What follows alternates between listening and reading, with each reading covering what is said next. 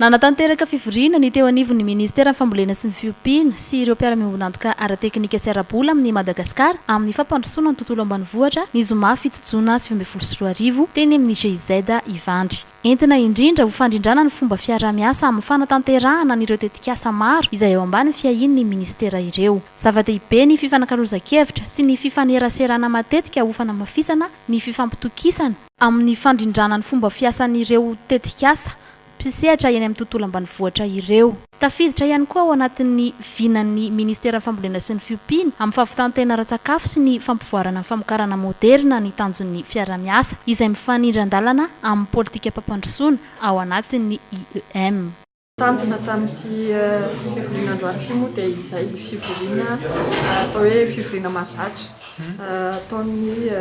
groupe des bailleurs de fonds, izany hoe partenaires techniques et financiers misehatra ao anatin'ny développement rural eto Madagasikara.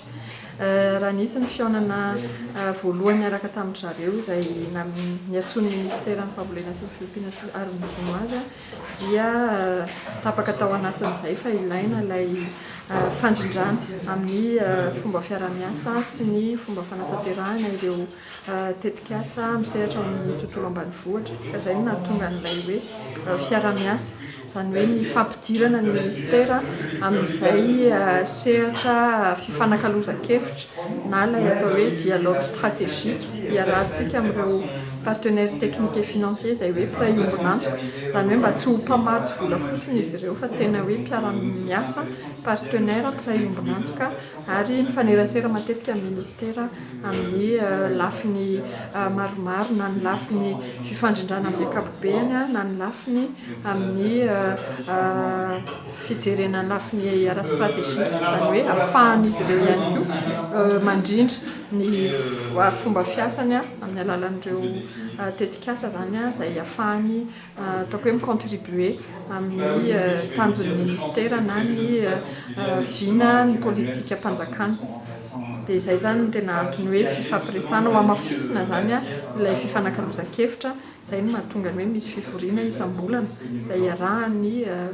partenaires techniques et financiers miaraka amin'ny ministera ary ny tena zava-dehibe dia izay confiance atao hoe fatokisan'ny partenaires izay ary nakinina amintsika ministera fambolena sy ny fiompiana ny fitariana na ny présidence an'ity plateforme moa zany izy amin'izao fotoana izao satria ny impliquena ny ministera. Ny assureny coprésidence zany zao dia ny Union européenne izay satria présidence tournante moa zany raha ny fomba fiasan'ny zareo teo aloha dia ny Union européenne amin'ny assureny coprésidence fa ny membre dia misy ny Banque africaine de développement, ny FIDA, ny FAO, ny AFD, ny GIZ, ny coopération suisse, ny JICA, coopération japonaise, ny PAM, programme alimentaire mondial, ny USAID, ny ONUD,